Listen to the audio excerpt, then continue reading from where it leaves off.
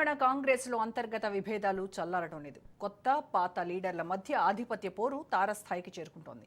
సై అంటే సై అంటూ నేతలు ఎవ్వరూ తగ్గటం లేదు. పవర్లో ఉన్నా కోల్డ్ వార్కు తెరపట్టం లేదు. ఆధిపత్య పోరు నివురుగప్పిన నిప్పులా మారుతోంది. జగిత్యాల్లో MLA Sanjay versus Jeevan Reddy, station గన్పూర్లో కడియం శ్రీహరి వర్సెస్ ఇందిరా, ఖైరతాబాద్లో దానం నాగేందర్ వర్సెస్ విజయారెడ్డి, బాన్స్వాడలో పోచారం శ్రీనివాస్ రెడ్డి వర్సెస్ ఏనుగు రవీందర్ రెడ్డి అన్నట్టుగా రాజకీయం నడుస్తోంది. కొద్ది రోజులుగా కాంగ్రెస్ సీనియర్ లీడర్లు అసంతృప్తితో ఉంటున్నారు. ఇప్పటికే అనేక నియోజకవర్గాల్లో పంచాయతీలు గాంధీ భవన్కు చేరుకున్నాయి. వర్గ పోరుతో నష్టమేనంటూ కాంగ్రెస్ క్యాడర్ ఆవేదన వ్యక్తం చేస్తోంది. మరి కాంగ్రెస్ లో ఏం జరుగుతోంది, ఈ వర్గ పోరుకు ఫుల్ స్టాప్ పడేది ఎప్పుడు? దీనికి సంబంధించి పూర్తి ఇన్ఫర్మేషన్ మా ప్రతినిధి రాజురెడ్డి లైవ్ లో అందిస్తారు. రాజురెడ్డి, కాంగ్రెస్ అధికారంలోకి వచ్చిన తర్వాత కూడా అక్కడ ఉన్నటువంటి నేతల మధ్య సీనియర్లు జూనియర్లు గ్రూపులుగా మారి ఈ వర్గ విభేదాలు, ఈ వర్గ పోరు అనేది తారస్థాయికి చేరుతున్నట్టుగా కనబడుతోంది. ఎప్పుడు మరి దీనికి ఎవరు జోక్యం చేసుకొని ఫుల్ స్టాప్ పడేటువంటి ప్రయత్నాలు ఎవరు చేస్తున్నారు? రోజా, కాంగ్రెస్ లో కష్టపడ్డది ఒకరు, ఇప్పుడు ఫలితం అనుభవించేది ఇంకొకరిలాగా ప్రతి నియోజకవర్గంలో ఇదే తంతుగా కొనసాగుతుంది అనేది కూడా కొంతమంది సీనియర్ నేతలు ఆవేదన వ్యక్తం చేస్తున్నారు. కాంగ్రెస్ అధికారంలోకి రాకముందు కష్టపడ్డది ఒకరు, పార్టీ జెండా మోసింది ఒకరు, పార్టీ అభివృద్ధి కోసం దోహదపడ్డది ఒకరు, తర్వాత ఉద్యమాలు పోరాటాలు చేసింది ఒకరు. అయితే ఇప్పుడు అధికారంలోకి వచ్చిన తర్వాత అందరూ కాంగ్రెస్ పార్టీ అంటున్నారు. కష్టపడ్డ వాళ్లకు ఇక్కడ చోటు లేకుండా పోయింది. లాబింగ్ చేసుకున్న వాళ్ళకే పెద్ద ఎత్తున లాభం జరుగుతుంది తప్ప కష్టపడ్డ వాళ్లకు ఫలితం లేదనే ఆవేదన అయితే కాంగ్రెస్ శ్రేణుల్లో కూడా వెలువడుతుంది. ముఖ్యంగా చూసుకున్నట్టయితే కొత్త పాత నేతల పంచాయతీ తీవ్రతరం అవుతుంది, రోజు రోజుకు ముదురుతున్నాయి. అంతేకాకుండా కాంగ్రెస్లో సీనియర్ నేత జీవన్ రెడ్డి జగిత్యాల నుంచి దాదాపు 6 సార్లు ఎమ్మెల్యే గెలిచారు. కష్టకాలంలో కూడా ఎమ్మెల్సీగా కూడా గెలుపొందారు. కానీ అక్కడ బీఆర్ఎస్లో నుంచి గెలిచినటువంటి సంజయ్ బీఆర్ఎస్ పార్టీని వదిలి కాంగ్రెస్లోకి వచ్చారు. అయితే కాంగ్రెస్కు ఆయనకే పెద్దపీట వేస్తుంది. కాంగ్రెస్ కార్యక్రమాలు ఏం చేసినా కానీ ఆయననే డామినేట్ చేస్తుండు, తర్వాత ఫ్లెక్సీలు పెట్టుకుంటున్నాడు. అంతేకాకుండా ఆయన వర్గీయులకే పదవులు ఇప్పించుకోవాలని చూస్తున్నారు. ఇదే విధంగా ఎన్నికల ముందు కడియం శ్రీహరి పైన పోటీ చేసింది ఇందిరా స్టేషన్ గన్పూర్ నుంచి, కానీ ఎన్నికల్లో గెలిచింది కడియం శ్రీహరి బీఆర్ఎస్ నుంచి. ఆ తర్వాత కాంగ్రెస్లోకి కడియం శ్రీహరి వచ్చారు. ఇప్పుడు మొత్తం ఇందిరా సైలెంట్ అయిపోయింది. స్టేషన్ గన్పూర్లో అసంతృప్తితో ఆమె సైలెంట్గా ఉన్నట్లు తెలుస్తుంది. ఎందుకంటే పూర్తిగా డామినేటింగ్ అంతా కూడా కడియం శ్రీహరి చేస్తున్నారు. అదేవిధంగా బాన్స్వాడ నుంచి పోచారం శ్రీనివాస్ రెడ్డి బీఆర్ఎస్ నుంచి గెలిచారు. మళ్ళీ గెలిచిన తర్వాత కాంగ్రెస్లోకి వచ్చారు. అక్కడ ఏనుగు రవీందర్ రెడ్డి పోటీ చేశారు, ఓటమి పాలు చెందారు. ఆయనకి ఇప్పుడు అక్కడ ఏమాత్రం అవకాశం లేకుండా పోయింది. ఇద్దరి మధ్య పచ్చగడ్డి వేస్తే బగ్గుమంటుంది. ఇలా ఎవరికి వాళ్ళే ఎక్కడికక్కడ తీవ్రంగా శ్రేణుల్లో వ్యతిరేకత కనబడుతుంది. దానం నాగేందర్ ఖైరతాబాద్ నుంచి చూసుకుంటే కూడా ఆయన బీఆర్ఎస్ నుంచి గెలిచారు, కాంగ్రెస్లోకి వచ్చారు. అక్కడ విజయారెడ్డి కష్టకాలంలో పార్టీ కోసం పనిచేసింది, ఎన్నికల్లో నిలబడింది, ఓడిపోయింది. కానీ ఆమె వర్గీయులంతా అసంతృప్తి వ్యక్తం చేస్తున్నారు. ఇట్లా రాష్ట్ర వ్యాప్తంగా కూడా ఉంది, మహబూబ్ నగర్ జిల్లాలో కూడా ఉంది. గద్వాల్లో గెలిచింది కృష్ణమోహన్ రెడ్డి గెలిచారు, అక్కడ సరిత యాదవ్ పోటీ చేసింది. ఇప్పుడు సరిత యాదవ్ సీన్లో లేకుండా పోయింది.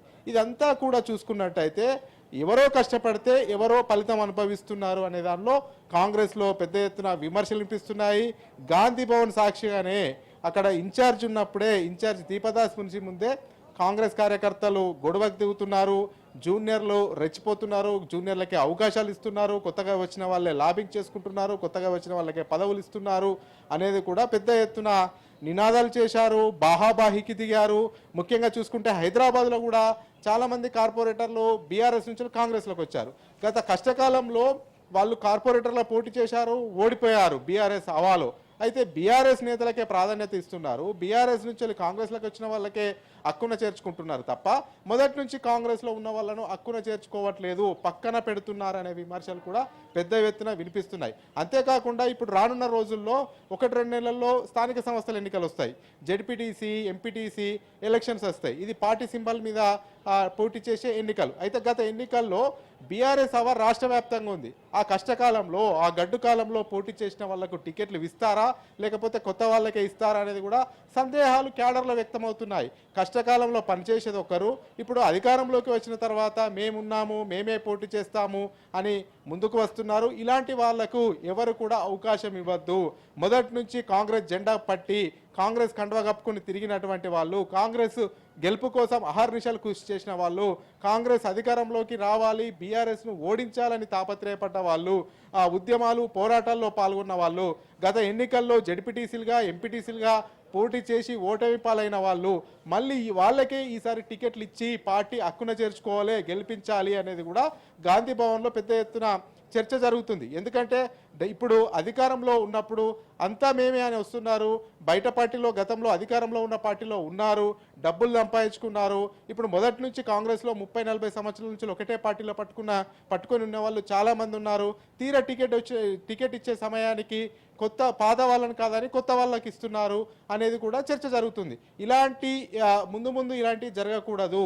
కొత్త వాళ్ళకి కాకుండా పాత వాళ్ళకే, మొదటి నుంచి కష్టపడ్డ వాళ్ళకే స్థానిక సంస్థల ఎన్నికల్లో కూడా గుర్తింపు ఇవ్వాలనేది కూడా కాంగ్రెస్ అంతర్గతంగా చర్చ జరుగుతున్నట్టు తెలుస్తుంది. ముఖ్యంగా శ్రేణులు కూడా ఒకటే కోరుతున్నాయి, గతంలో క్షేత్రస్థాయిలో ఎవరు కష్టపడ్డారో కార్యకర్తలు వాళ్ళనే గుర్తించండి, వాళ్ళకే పదవులు ఇవ్వండి.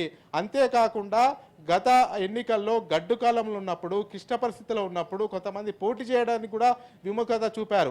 అలాంటి సమయంలో ఎవరైతే జడ్పీటీసీలుగా పోటీ చేశారో, ఎంపీటీసీలుగా పోటీ చేశారో, సర్పంచ్లుగా పోటీ చేశారో వాళ్ళకే గుర్తింపు ఇవ్వండి, వాళ్ళకే టికెట్ ఇవ్వండి, వాళ్ళని ఆదరించండి.